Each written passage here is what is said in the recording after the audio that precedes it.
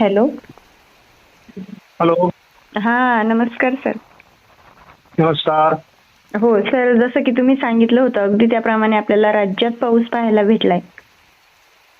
मग बरोबर. हो, मग आता परिस्थिती कशी राहील म्हणजे आज, उद्या आणि येणाऱ्या 2-3 दिवसामध्ये? सध्या पुढे पाऊस कमजोर होणार आहे थोडा 2-3 दिवस. हो. परंतु म्हणजे पाऊस संपणार आहे किंवा पाऊस येणार नाही असं नाही. हम्म. सध्या आज पावसात जोर मराठवाडा, उत्तर महाराष्ट्र, मध्य महाराष्ट्र आणि कोकण आहे. हो हो. परंतु थोडी हलकीशी त्याच्यामध्ये जी तीव्रता आहे ती 2-3 दिवस म्हणजे आपल्याला 24, 25, 26 कमी होताना दिसेल. हो हो. पण 27 पासून पुन्हा एकदा पावसाचा जोर वाढायला सुरुवात होईल हम्म. आणि मग तो जवळपास 8 जुलैपर्यंत तो पावसाचा जोर राहणार आहे. हो ना. म्हणजे त्याच्यामुळे शेतकऱ्यांना फार घाबरून जायची गरज नाही. बरोबर. थोडी पेरणीसाठी म्हणा, ज्यांना पेरणीयोग्य पाऊस झालाय त्यांना पेरणी करता येईल.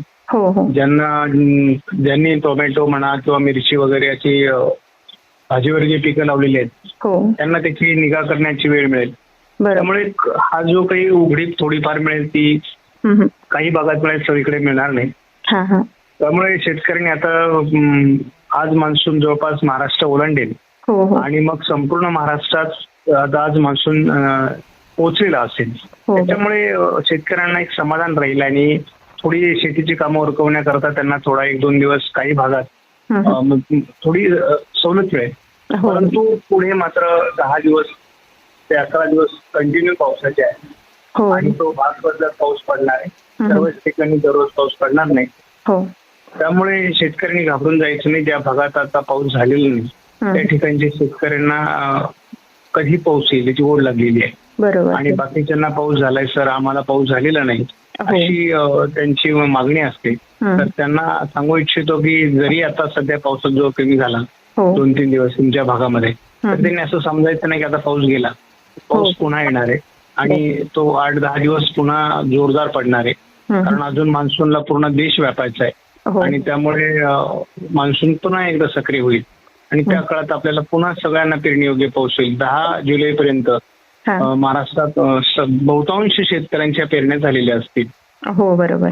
त्यामुळे शेतकऱ्यांनी घाबरून जायची काही गरज नाही. आणि एलिनोचं वर्ष आहे, थोडं असमान वितरण असतं पावसाचं. काही भागात पडतो, काही भागात पडत नाही.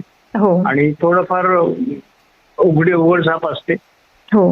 कंटिन्यू पाऊस पडत नाही. त्यामुळे शेतकऱ्यांनी हे वर्ष थोडं समजून घ्यायचं आहे. हो बरोबर.